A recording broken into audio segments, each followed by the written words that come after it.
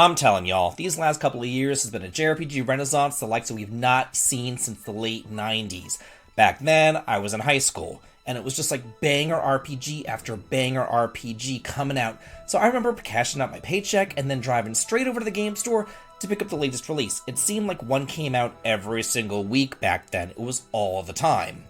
But as Secret of Mana so eloquently put it, back in like 1993, time flows like a river, and history repeats.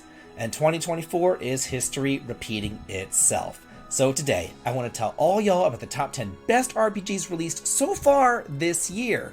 And hey, if you are new to the channel, please be sure to smash that like button to show your love, and subscribe for some more top 10 lists, news, and reviews. And now, I want to go ahead and get started going over all these games here in release order. First up, we have Astra Hunter Zosma, released on the PC on January the 5th. Never heard of this one? Well, that's why I'm here. Not only is this one super cute, different, and fun, but as the cherry on top, it's also free. However, that does not mean that it's one of those like free-to-play gacha games. All it means is that the developer made this on one of those RPG Maker thingamaboppers, and he wanted to release it for free. How cool is that? This uses that SNES style that I love, and it also utilizes turn-based battles, but with a combination twist, where your hero can connect multiple times per turn to chain abilities together and massacre his foes. But don't just think that you're like stuck as a warrior or something, you can even change classes, and you have a little companion who will help you out too. It kind of gave me like those Guardians Crusade vibes, and I loved that game too. Number 2, Like a Dragon, Infinite Wealth, released on January 26th for the PS4, PS5, Xbox, and PC. I first fell in love with this series back with Yakuza Like a Dragon. I mean, how could I not? It was classic turn-based combat along with a wacky story set in real-world Japan. And because that was such a hit, now all of the adventures following Ichiban will be turn-based too. And what a treat they all are! This time, while the story does begin in Japan, it quickly diverts over to Hawaii, where he meets up with another Yakuza staple, Kiryu. Ping-ponging all the enemies like back and forth between all your party members is so much fun, as are the copious amounts of minigames. And thankfully here, they are entirely optional, unlike in some other huge AAA RPGs that we'll get to. Yeah. All told, this is an absolute gem and a must-play for any RPG fan. And if you think that Yakuza is still some sort of like sandbox brawler like it was back on Sega, think again, because times have changed. Number 3, Grand Blue Fantasy Relink, released on February the 1st for the PS4, PS5, and PC. Dude, this game is dope. Not only is it filled to the brim with like a ton of hot guys, but also an absolutely glorious world. To say that the graphical style is breathtaking is an understatement. But the real fun lies in the combat, where each party member has their own distinct playstyle and unique element. So, well, yeah, you can just choose your favorites here. You're really meant to play around with all the various characters and to get to know their ins and outs in order to strategize against these brutal encounters. It's kind of like Skies of Arcadia meets the Mana series, as you fight, battle, and explore a multitude of sky islands while also taking part in airship warfare. The only thing that's really holding it back is a true world map. That alone would have really just let this one soar above all the rest. Number 4, Persona 3 Reload, released on February the 2nd for the PS4, PS5, Xbox, and PC. Oh, the Persona series! You've reared your head again. And while I personally have like a love-hate relationship with this series, where I love the exploration and the combat, but I hate the whole like, it's a life sim, let's go to school stuff. All told, I will still say that this is a great game. I mean, how could it not be? It single-handedly put the Persona series on the map back in 2008, and it was a game that got me into the series too. So maybe it does hold some like nostalgia, but for good reason. Here you play as a crew of misfit students who explicitly are not affected by the Dark Hour, and that's the hour where everybody turns into like a coffin. So together you set off to explore Tartarus, which is a randomly generated dungeon, in order to fight off the demons and get to the bottom of the mystery of this lost hour. Featuring a host of quality of life improvements, this is definitely the definitive way to play this classic. Number 5, Final Fantasy VII Rebirth, released on February 29th for the PS5.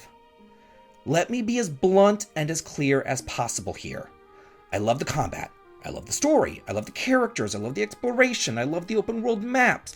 I love the living, breathing world that they've created, and I love being able to go back and revisit this absolute gem that I first played as a sophomore back in high school. But, and I cannot express this enough, I hate mandatory mini games. I said what I said. The game itself is an absolute masterpiece, and it really does everything right, from the storytelling to the world building to the characters to everything else that I mentioned. But whenever you include minigames, it's okay to have like a couple of them be mandatory. But girl, you're getting into the danger zone whenever you make 99% of them mandatory. So if you can look past that flaw, or maybe you just love minigames or something, be sure to check this out. But I'm also sure that I'm preaching to the choir here because, who hasn't played this game? Number 6, Secrets of Grindia, released on February the 29th for the PC. Yes, I know, the name is not doing this any favors. It needs to be renamed. I guess it's named that way because it's kind of like a love letter as well as a parody of SNES RPGs. But this isn't one of those like jokey BS games. This is the real deal, and it's a whole lot of fun. It's like a conglomeration of Earthbound, Terranigma, Secret of Mana, but with complex equipment systems, tons of hidden areas, fast travel, and challenging combat along with a fully fleshed out world with delightfully quirky characters. But I really do think that the best thing about it all is just how involved the skill tree system is. You can really build your hero any which way that you would like. From a magic user to a sword user or even a ranged archer. You name it, this game has it. And boy oh boy, it is a lot of fun. Number 7, The Secret of Aronis, released on March the 1st for the PC. Here we have our last indie RPG on the list, and shockingly, it is not inspired by the SNES like, 99% of all other indie RPGs out there. Instead, this is inspired by the Final Fantasy Legend or the Saga games that were originally released back on the Game Boy. This really is a love letter to all three of them, featuring humans, mutants, robots, and monsters, all of whom you can mix and match into your party, while exploring a ton of different worlds, and of course, climbing up a tower to paradise along the way. This of course features turn-based combat, the ability to have on-screen encounters, and the option to charge up all of your weapons at the end, and not just for the robots either. So if you're like me and you feel like the Saga series peaked back on the Game Boy, then this is the game for you. Number 8, Unicorn Overlord, first released on March 8th for the PS4, PS5, Xbox, and Switch. Personally, I love all sorts of RPGs. A lot of people out there think that I just like turn-based, but no, I like them all. I even like real-time strategy games like Ogre Battle 64, the Growlancer series, and the very recent Davidvinc Chronicle. But what sets this game apart from those other games that I previously mentioned is that everything takes place on one large world map.